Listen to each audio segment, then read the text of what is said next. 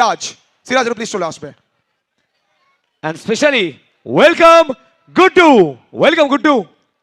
Really happy, আমরা সত্যি কথা বলতে আমরা সত্যি খুশি এই টিমটার জন্য, বিকজ বলতে পারি সিজনের শুরুতে বেশ কয়েকটা টুর্নামেন্ট আমার মাঝে মাঝে অবশ্যই কথা হয়, ওখানে সুরজদার সঙ্গে কথা হয়, লালির সঙ্গে কথা হয়, দলটাকে বাঁচিয়ে রাখা আর দলটার উপরে বিশ্বাস রাখা, সত্যি হ্যাটস অফ, স্যালুট। সিরাজ স্বপ্ন পূরণ ফাইনালি বলতে পারি। অবশ্য আমার এখনো মনে পড়ে 2 বছর আগে অবশ্যই তোমার ফেসবুকে মেসেজ আমাকে মেসেঞ্জারে কি আমি বাইরে খেলতে চাই, বড় টুর্নামেন্ট খেলতে চাই, সাপোর্ট চাই। আজ ফাইনালি বড় টুর্নামেন্ট খেললে, স্বপ্নের টুর্নামেন্ট বলতে পারি, আর স্বপ্নের টুর্নামেন্টে দল ফাইনালে, ফিলিংস কিরকম? ফিলিংস অনেক ভালো, একদম মানে বলতে গেলে কিছু বলতেই পারবো না।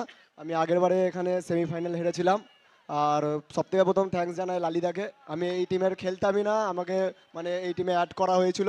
গত 4-5টা টুর্নামেন্ট আমি খেলছি কন্টিনিউ। আমার সবথেকে ভালো লাগছে, আমি রাজারহাট টুইস্টার, আমার একটা স্বপ্ন আমি এইখানে খেলবো। আর আমাদের সবার ভালো পারফরমেন্স, একদম আরিয়ান হেভি বল করেছে, লালিদা সবাই মানে বহুত সাপোর্টের জন্য আজকে আমরা ফাইনালে উঠেছি। অনেক অনেক কিছু কথা বলে পিছনে, এইটাই তার প্রমাণ হচ্ছে এটাই।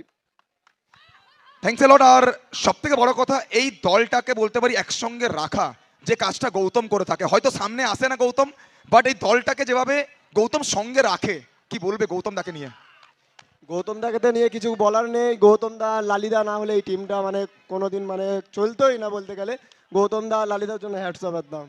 আর আপনি যেটা কথাটা বলছিলেন সোশ্যাল মিডিয়া, আপনাকে মেসেজ করেছিলাম, এটা আমার স্বপ্ন ছিল শর্ট হ্যান্ডে আমি একটা বড় টুর্নামেন্টে ফাইনাল খেলার, আমি এটা পেয়েছি, একদম বহুত ভালো লাগছে একদম, আর মনের কথা বলতে পারছি না একদম। Thank you and we are really proud of you. But আমরা চাই সিরাজের মুখ থেকে সিরাজ নিজে একবার বলবে উই লাভ টুইস্টার কাপ।